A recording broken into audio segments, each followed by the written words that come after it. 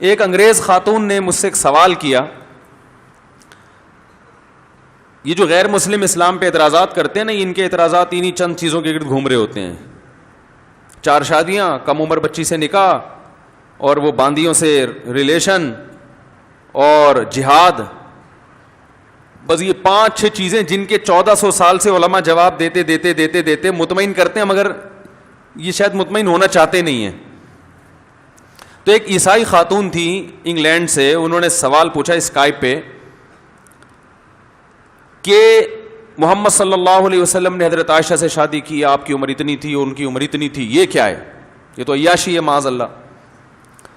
معاذ اللہ تو میں کہہ رہا ہوں, اس نے نہیں کہا تھا. اس نے کہا مجھے اس اشکال کا جواب مل جائے تو میں مسلمان ہونے کے لیے تیار ہوں. میں نے ان سے کہا مجھے ایک بات بتاؤ, حضرت عیسیٰ علیہ السلام کو آپ اللہ کا نبی مانتی ہیں؟ انہوں نے کہا بالکل مانتی ہوں. میں نے کہا آپ کا خیال یہ ہے کہ حضرت عیسیٰ سے افضل اس کائنات میں کوئی بھی نہیں ہے؟ اس نے کہا بالکل. میں نے کہا آپ کی عمر 9 سال ہو اور بالغ ہو چکی ہوں آپ, اور عیسیٰ ابن مریم آپ کو نکاح کا پیغام بھیجیں, اور آپ کو یہ بتایا کہ پیغمبروں کی صحت, پیغمبر کمزور نہیں ہوتے, وہ 60 سال میں بھی صحت مند ہوتے ہیں. پیغمبر اپنے وقت میں سب سے خوبصورت ترین انسان ہوتے ہیں جو اس وقت میں ہر لحاظ سے اللہ نے پیغمبروں کو کامل بنایا ہوتا ہے. میں نے کہا آپ کا حضرت عیسیٰ پہ ایمان بھی ہو, جس کا ایمان نہیں ہے اس سے تو ہم بات نہیں کر رہے نا.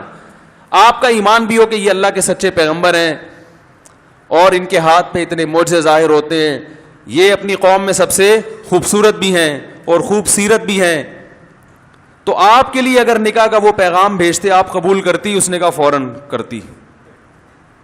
دیکھو گوروں میں ایک چیز میں نے دیکھی ہے, منافقت نہیں ہوتی, جو اندر ہے نا وہی ان کے زبان پہ ہوتا ہے. یہ گھمائی ٹوپیاں جو ہے نا ہمارے معاشرے میں بہت ہیں. ہر قوم میں جہاں برائیاں ہوتی ہیں کچھ خوبیاں بھی ہوتی ہیں نا. اس نے کہا میں تو کر لیتی.